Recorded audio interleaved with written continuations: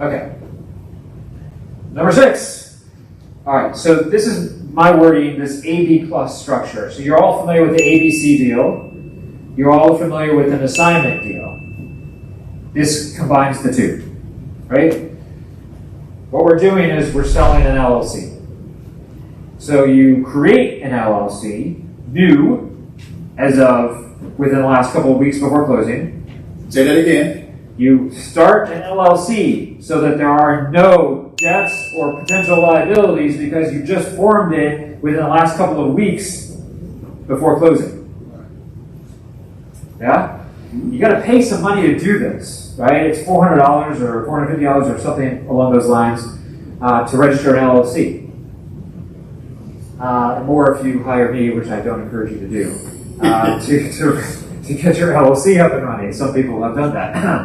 And so, okay? So, then you're going to assign the membership interest in the LLC at closing, right? So you no longer have a problem with, again, we're in the REO short sale world here. We're trying to solve for the one buyer, two buyer problem. Okay? I'm applying it to other contexts just for your benefit, but that's the genesis of the talk. You don't have a problem with the seller, where it's an REO bank or a short sale lender, because it's the same entity that's closing. You're just assigning the beneficial interest.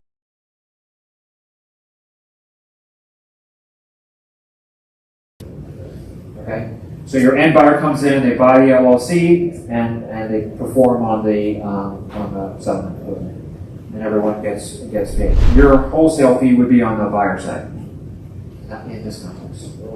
Okay, does that make sense? Questions on this? This is pretty straightforward. Yes, you probably heard of it before.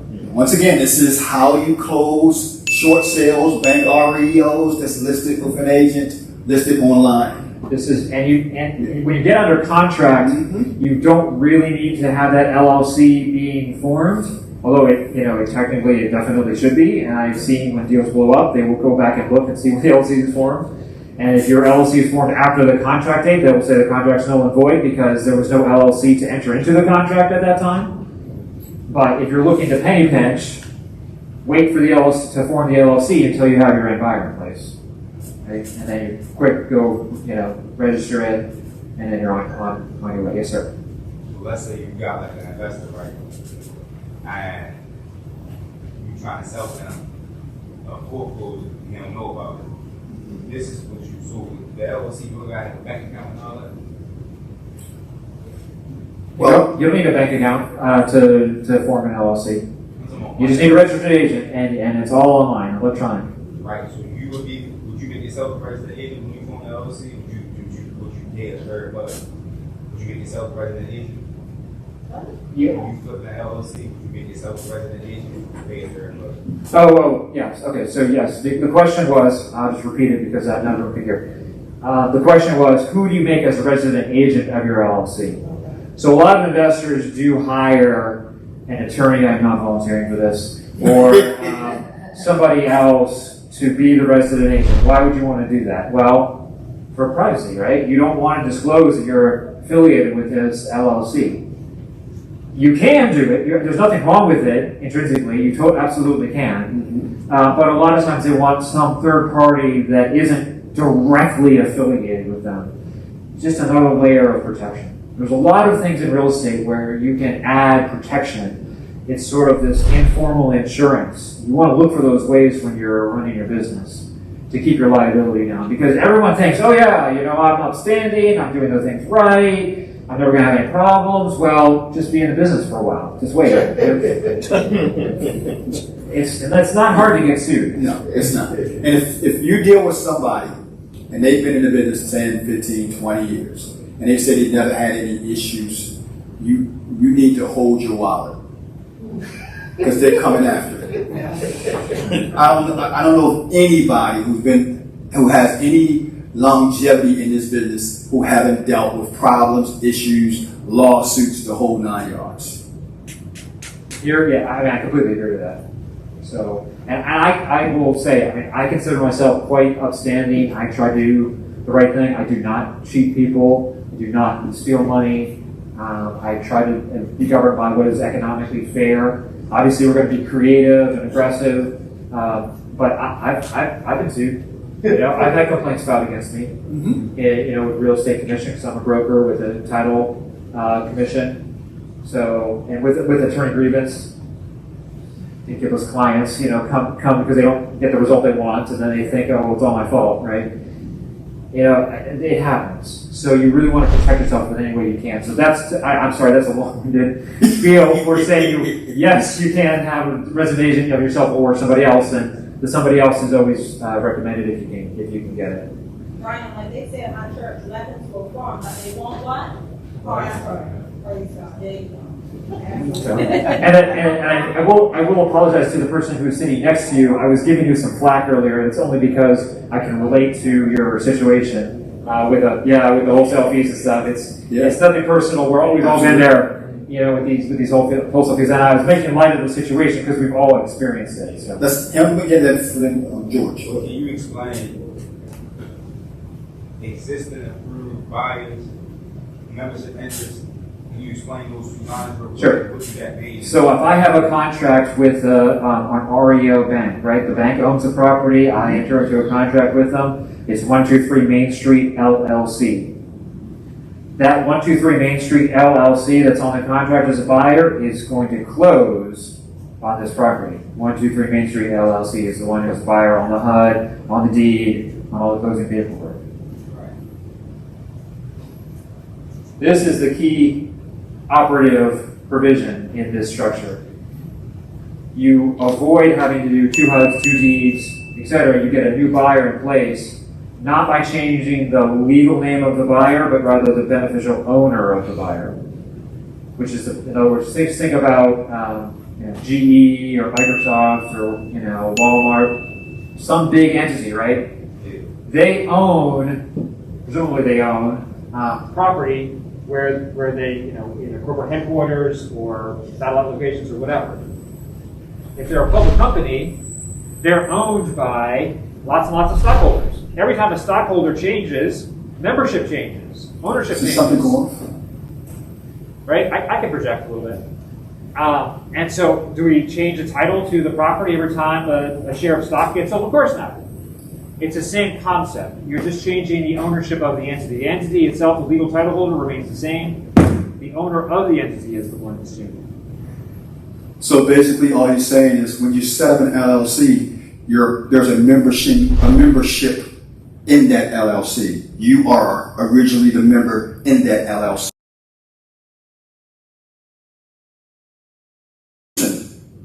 Have the membership interest in the LLC. So you're just assigning your membership interest to someone else. And you can do a document that do that. Right, and that would be filed with that's filed with the state. No, that's filed with your closing papers when you go to closing. That is a document that your actual title company receives. You don't have to have the membership interest filed with the state after the LLC has been created. That goes with your title work when you find that buyer. Okay, so this is a powerful strategy, right? I mean, this is one that a lot of people use, and it's really good for investors. So you need this in your arsenal when the occasion arises. It's really good. It's good in a lot of different venues and contexts, not just REOs Right. and short sales. Okay. For example, let's say a seller does not want to have an assignability clause in their contract. They're one of the sellers that actually reads the contract. And I go, well, what is this? What? I'm dealing with you. Like they actually understand it and they object to it. Well, you don't want to, you still think you're pretty confident you can close this deal.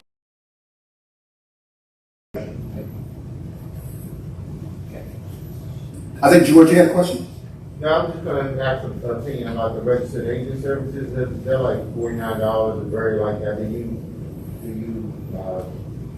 recommend those services? Even though they're Resident agency services. I would. I personally use them. Yeah. $49 for You resident don't agency. maintain if you're not going to be at an office every day. Right. That's $49. It's just privacy, and we're going to get to this in the next and last thing, the next strategy. But again, the idea is as much as possible, you want to fly under the radar. Because if you're out there and you're big, you want to foster Remax, you know, whatever, we buy houses, you're big and out there, then you're exposing yourself from a liability standpoint. You're inviting lawsuits, and it's, you know, I mean, try as much as you will to do right, but sometimes, but if you make it hard for people to find you, then it's that much harder to sue you. Take it from one who knows. Can I ask a question? As a lawyer, I try to find people, and it's hard sometimes because some people are actually pretty good at it. Can you touch on when having an assignable LLC would be helpful in a traditional wholesale deal? Right. So just what I said a second ago, the seller objects to an assignment provision. Okay. So, Yeah. Yeah. Or let's just say you have a wholesale business, and you say, you know what, I don't really want my flagship wholesale company to be on all these contracts. Because I'm submitting 100 contracts or whatever, and let's say one of them doesn't perform, right? I can't resell it. And then the seller takes issue with me. Now I've got litigation. Now my entity is like embroiled in this litigation. Maybe I don't have a lot of assets in the entity, so I'm not really worried about a judgment per se, but I don't really want to have to go out and get another LLC. You know, I've got some goodwill built in this, you know, LLC, etc., right? So I want to keep my LLC clean. So instead, for each given property, I'm going to make it, you know, assignable by virtue of a specific entity for that property. So it's just on the down, again, you're just on the down low and you're not exposing your flagship entity to lawsuits when it's like front line like that. Front line to the seller, to a retail person. Brian, think about what you just said. Might this be another good way to stay under the radar with Uncle Sam to avoid dealership claims? Being tagged a dealer? If you're a real estate professional, you would be. I would treat it as ordinary income. I would treat it as. I mean, it's not capital gains. Right. It's ordinary income. So, does that answer your question? You're gonna be treated as a real estate professional. You're gonna. I mean, I don't see any way around getting ordinary income treatment. Okay. Okay. Last one. And let me now show you the post text. As you can tell, I'm a big fan of land trusts. There are just so many benefits. They're so flexible. The one drawback, just to cut to the chase, and it's an AB plus structure, meaning you're assigning the beneficial interest of the trust, just like the LLC. Okay. Land trusts are not entities. They can be entities in Maryland. It's a statutory entity. In order to be an entity of the state, the jurisdiction has to recognize it in a statute. They do recognize business trusts here in Maryland. That's not what I'm talking about. I'm talking about an entity that you do not register. It's a common law grantor trust. Okay? So you don't have the registration fees. It's a pass-through entity for tax purposes. So all the income, gain, loss just passes right through to the owners. And you're just assigning the beneficial interest to your environment. One big downside of land trusts, we'll talk about this on some more slides, a land trust that is that I'm still working on these hard money lenders to accept land trusts. Some of them are okay with it, many of them are not. So there's just an industry acceptance issue. Whereas LLCs are not a problem, land trusts have gotten less acceptance. And to be honest with you, it's because attorneys don't really know or are not familiar with land trusts. And when attorneys aren't familiar with something, then it's immediately illegal. Yep. And if it's illegal, then the lender is not going to touch it. Sound like real estate agents. Yeah. Sounds exactly like real estate agents. Mm-hmm. But your wholesale fees paid at closing, you're assigning the beneficial interest, so you can do that one pager again. Oh, you're buying my interest in the land trust for X amount. You may, and in this case, you probably won't have to execute another purchase agreement because the land trust is still staying in place as the nominal purchaser. And you just get the difference at closing. The wholesale fee will show up. There's one closing, one HUD, one deed, right? So you're not worried about flip issues. resale restrictions, all of that sort of thing. The land trust is literally formed at the closing table, so there's really, really, truly no issue with debts, lawsuits, so on, right? You're literally forming the trust right there. Or you could form it, and just give it to the buyer and say, look, we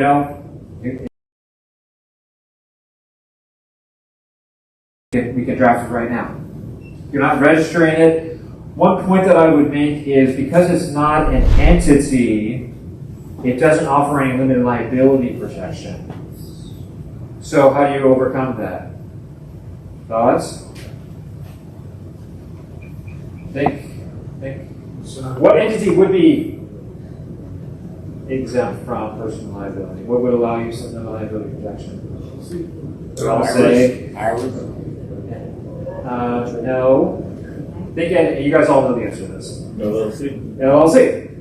So who is going to own the beneficial interest in a land trust that is not an entity and doesn't offer any limited liability protection? We all said LLC. It's called a stacking technique. If you really want to make it tough, because none of this gets recorded, the land trust agreement doesn't get recorded, so the beneficial interest doesn't ever show up on public record. Bing, bing, bing, bonus, bonus, bonus. And what does that mean if it doesn't show up in public records? What makes it hard for what? For lawyers to find you. Yes, exactly. And the trustee, you have a provision in the land trust that says the trustee can't disclose the beneficial owner. So a lawyer's got to be like, okay, now I've got to bring a lawsuit against the trustee and wait for 6 or 8 months, to get the beneficial owner of this trust. And the beneficial owner of the trust could possibly be the trustee of a personal property trust. And then they go through the same thing, for another 8 or 10 months, just to find that it's an LLC on top of that, right? That has limited liability, and they're just not getting anywhere, right? I mean, this is tough for lawyers. Right? And the reason why we're doing that is because the tougher we make it for the lawyer of all the layers that he has to go through to find the owner of the property, the less likelihood he's willing to take it without some type of retainer in place to cover his costs for digging all of these months of all these documents and so on. And people don't like paying retainers, and they definitely don't like getting monthly invoices. Exactly. Where they've got to shell out a couple $1,000s each month, and they're not making any progress. And then the lawyer comes back and says, "Oh, we got to dismiss that case." I've had enough. Right? It's just litigation fatigue. Now, just remember what he said about the previous one and this one. One of the biggest difference is the use of it. There's lots of knowledge with the LLC close. A lot of buyers may not be aware of this, and like you mentioned with the hard money lenders, they may not be aware of this trust close, and they may just not want to do it because of not ever hearing about it. And Freddie Mac doesn't like it, is my last bullet point on the slide. They don't like trust. They're familiar with this strategy, as they are with the LLC, but they can't do anything about the LLC, right? It's an LLC, it is what it is. They can't stop it. With a trust, it's more of a flag for them, so just be careful with an REO structure.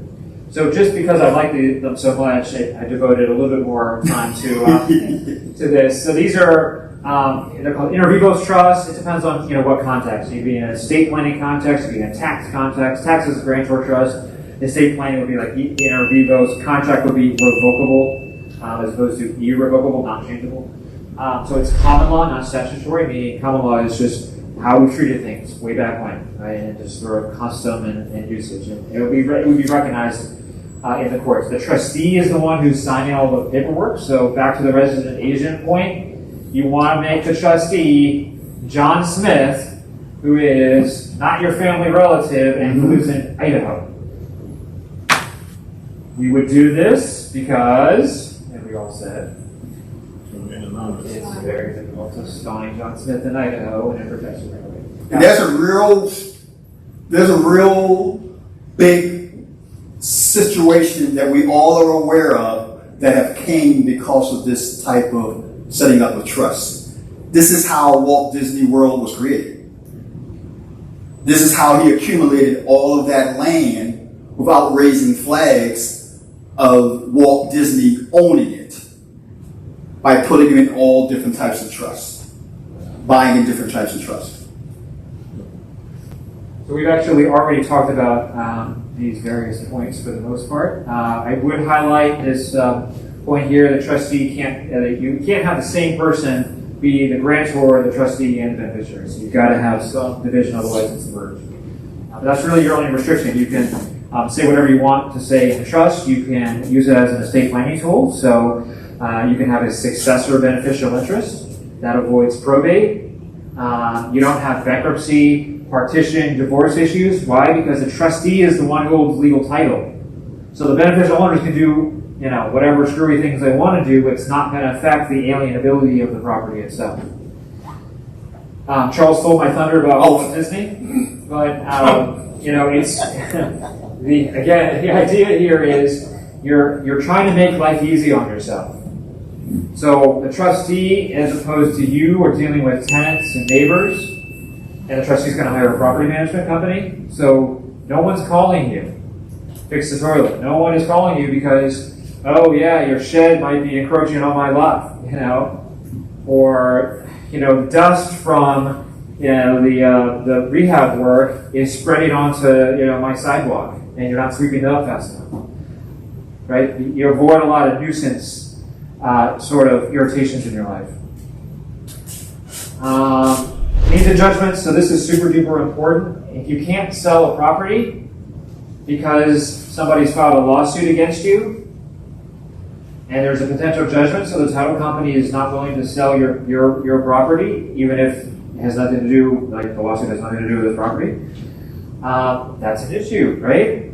Well, you solve that by virtue of having a trust, because a trustee is the one who's selling the property, not you or your entity. And probate, estate planning are important points as well with trusts. Okay. Another thing. So I have an example on the next slide about the transfer recordation tax savings.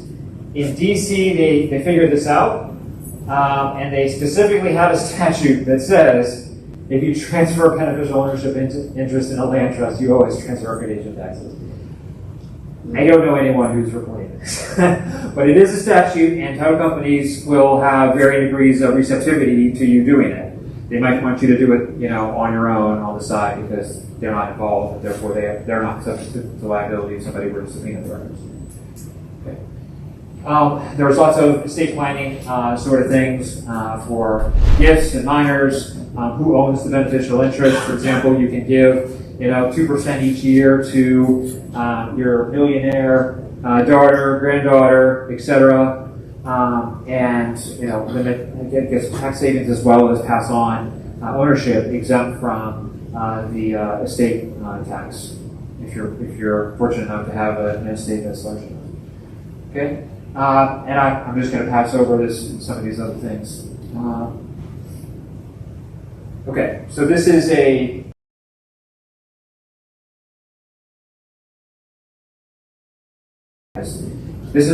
one of the first deals that I did actually on Flip many years ago. It's been like 20. There was an acquisition price of 100. It was a short sale. $115,000 back-end sales price. So there's no way you can flip this property on an ABC level and make any money, right?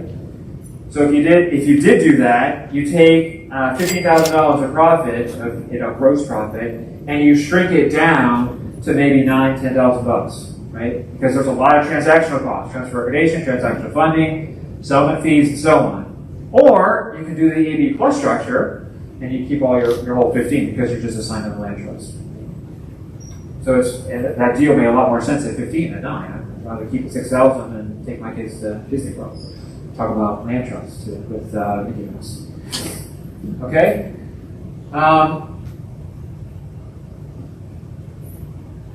Just some conclusions. So, my orientation, having done rehabs, having done wholesaling, having done service like short sale negotiation, attorney, brokerage, that sort of thing, it's much easier to make money if it's riskless. So I'm such a good thing. Even if you're not making the big $80,000 type spreads that we heard about earlier on the full rehabs, you don't have all of that risk. Marketing risk, finance risk, rehab or contractor risk, right?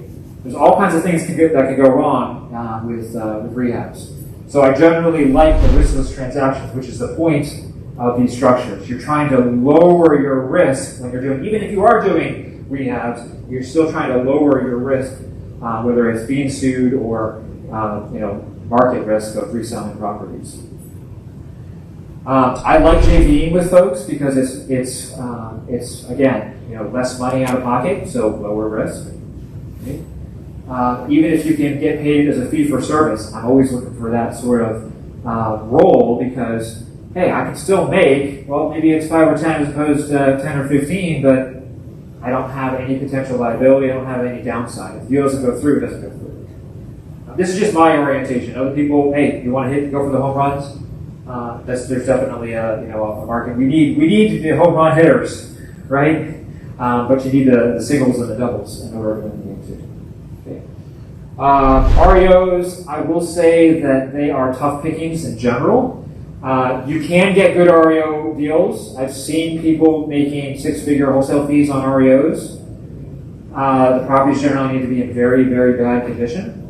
But, as REOs on the listings, this is on like auctions, right? You're actually buying at the courthouse steps. For REOs that are listed, they're generally picked over. They're looking for retail prices. They're not willing to make any repairs. You're paying You're paying all of the transfer recordation taxes generally, especially with Freddie or Fannie, etc. So it's a little bit harder to make a good deal on a listed REO. So I generally would not waste a lot of time going after REOs that are already listed. You can get it at an auction, you're more likely to do it, but of course the risk there is generally sight unseen. So you're going to the windows and looking through the windows, and you might have to deal with the homeowner too. That's who it is. Okay. A couple of additional conclusions. I personally think that the lower end deals have higher returns. These guys in DC who are buying at $600,000 to sell at $9 or $1 million, and they're putting in $200 in between. That's a tough way to go. You're only making 60 or 80 on some of those deals, which sounds like a lot of money, but I can tell you on a monthly basis, it's really, on your mortgage, hard money loan, you're paying $5,000, $6,000 on a monthly basis for hard money. $60,000 or $80,000 doesn't make a lot of sense.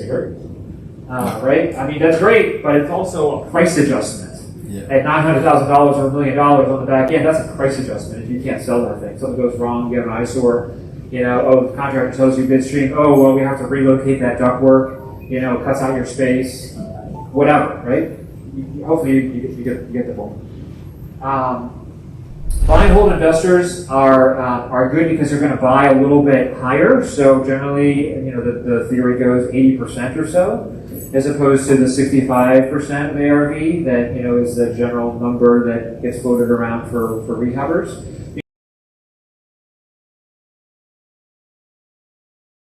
I'm not sure if I'm allowed to mention it. I can mention it. Okay. I do have a deal for buy and hold investors. It's in Germantown, which is a good area. This is not the fancy Germantown area, but it's a buy and hold.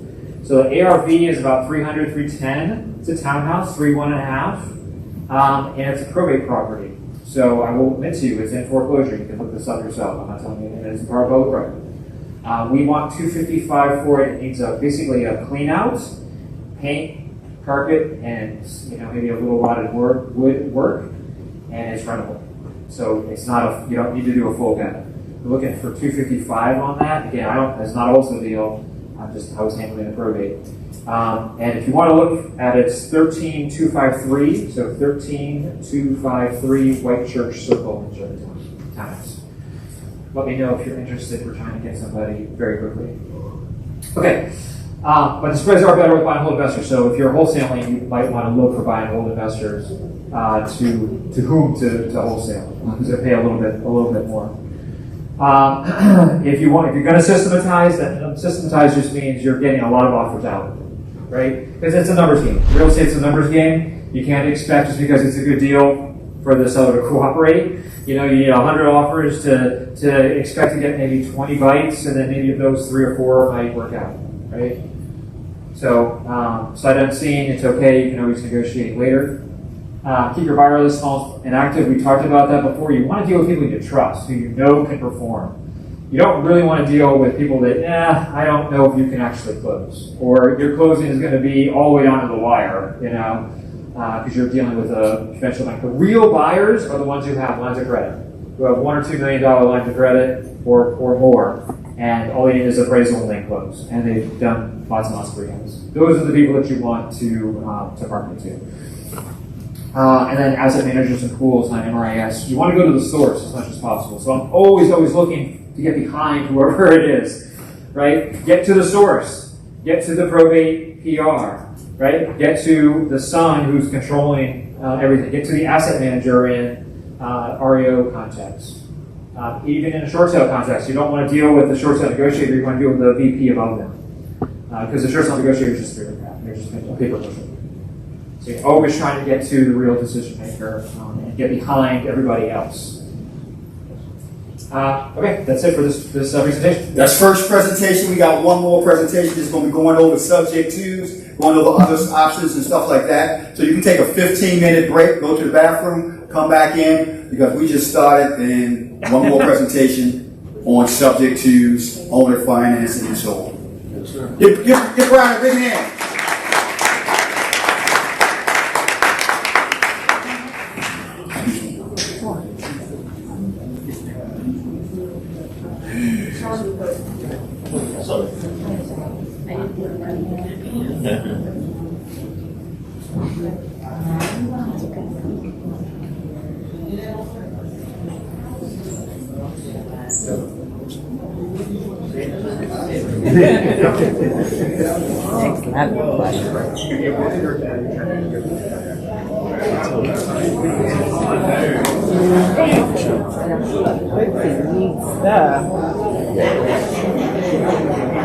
You ever set up I'm trying to set up a opportunity. I want to set up an opportunity. All right, 1, 2, 3. The property I'm doing at condos and opportunities. Chapter 2, just before you leave. Set it up. I'm ready to set it up now. Put you the other day in rehab. And took We're going to start back at 12:15 exactly. 12:04.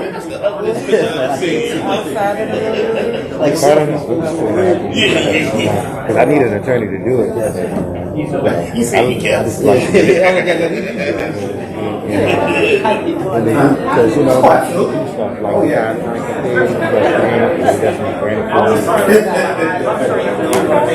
I wish there was some more. I'm really getting on the hunt for some more contracts. I'm going to start bringing in, try to bring in on the construction side. I'm going to try to bring in. I'm going to go in and Some of that stuff is flying. That was like, exactly. Because I'm thinking about it, a couple months from now, we're going to run into something that's going to be like, dang. Why not? I don't like to do stuff like that. I generally like to do stuff like that. You know what I'm saying? But I do cases That's right. for clients. I do a lot of cases. Same thing. Like I did. So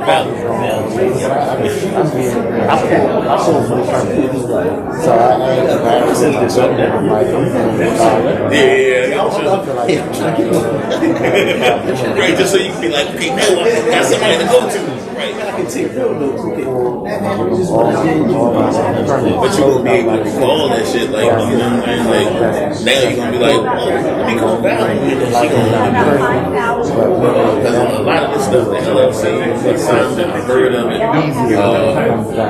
there was something else, the land trust. I heard a lot about those too. And the options. I'm still trying to get people. So, all these little people are looking at page contracts, right? And for some reason, every time we pass it, they're be like, you know, like they're overlooking. So I'm thinking about just doing a page contract. You know what I'm saying? Contract is like, this is what I'm buying it for. You know what I'm saying? And that's it. And doing it like that, where they're going to have to sign a 3-page contract. but maybe that'll be a little easier to swallow up front. You know what I'm saying? Yeah. Because that 3-pager, they go, what's the end? You like, man, this is just. Let's go back. We're gonna, do you wanna go ahead and go?